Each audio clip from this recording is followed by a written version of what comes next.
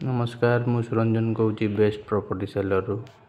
आसतु देखा मोर त्रिशूलिया छक पाखे पूरा छक पाखे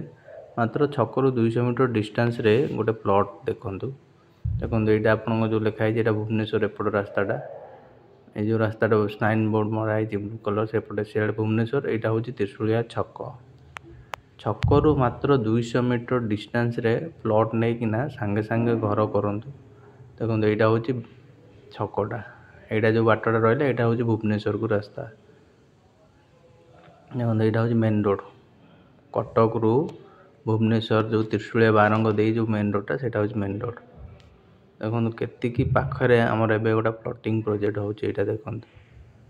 जो लिखाई देखो यहाँ जो लिखाई आदित्य बिहार टू यहाँ हूँ आम प्लॉटिंग प्रोजेक्ट गेटेड सोसाइटी ये देखो आम फेवर ब्लॉक रोड ऑलरेडी हो गला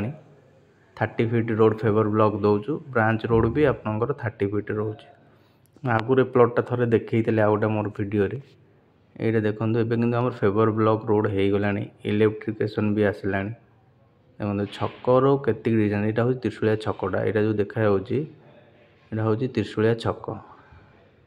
छकु मात्र 200 मीटर डिस्टेंस रे देखो यहाँ हूँ आम प्लॉट ये एंट्रेंस गेटटा देखो फेवर ब्लॉक ऑलरेडी रोड आमर ये कम चली आगु महरम थिला एबे फेवर ब्लॉक रोड कम चली सब 30 फीट रोड ये main road 30 feet branch road 30 feet आमर ये देखो ऑलरेडी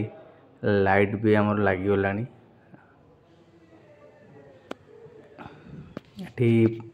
येलो जोन अच्छी रेड जोन अच्छी घर बाड़ी प्लॉट भी किसी अच्छी आपड़ जब एबे जदि आसबे स्टार्टिंग रु आपड़ ये भल प्लॉट पाइपर एबे हम सब फेवर ब्लॉक रोड काम चली एपर्यंत हो गला आहरी भी कम चलती यहाँ टोटाली 30 फीट रोड सीधा जाऊँगी स्टार्टिंग अच्छी आसतु भल भल प्लॉट अच्छी तथापि आम 10टा 12टा खंडे रेस्ट्री सरला आहरी भी सेकेंड फेज रे भी अच्छी केते रेस्ट्री हबार भी आहरी ऑलरेडी लोक बुकिंग कर रेस्ट्री हम आ भितर यहाँ मात्र त्रिशूलिया छक पाखे कटक टाउन ये मात्र 2 किलोमीटर 2.5 किलोमीटर भितर हम खाली ब्रिज सेपटे आपणकर कटक एपटे 6 किलोमीटर डिस्टेंस रहा भुवनेश्वर कटक रहा 2.5 किलोमीटर डिस्टेंस रे कटक देखो एगुरा सब हम 30 फुट एगुरा सब फेवर ब्लॉक रोड हम एबे हम रिसेंटली डेवलपमेंट चली स्टार्टिंग अच्छी आसतु भल भल प्लॉट ये पाइपर एगुरा सब आमर लाइटिंग भी लगिगला ये 6 ରୁ 7 एकर उपर आमर ये डेवलपमेंट काम आरंभ हो पाखे सब घर अच्छे आप सांगे सांगे भी ये घर करें छक पाखे 30 फीट रोड रोचे देखो ये रोडटा आमर सीधा एमती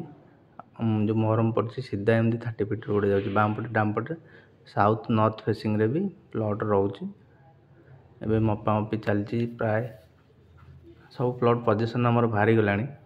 एबे खाली रोड गड़ो जी जी एरिया कहे से एरिया आम काटिकी दिहब आसतु एबे स्टार्टिंग अच्छी जदि आपण प्लॉट खंडे किणा चाहूँ मोर दि जाइथिबा नंबर रे आपण कॉल करंतु एंड साइट विजिट पई बुकिंग करंतु एटा देखो छक देखा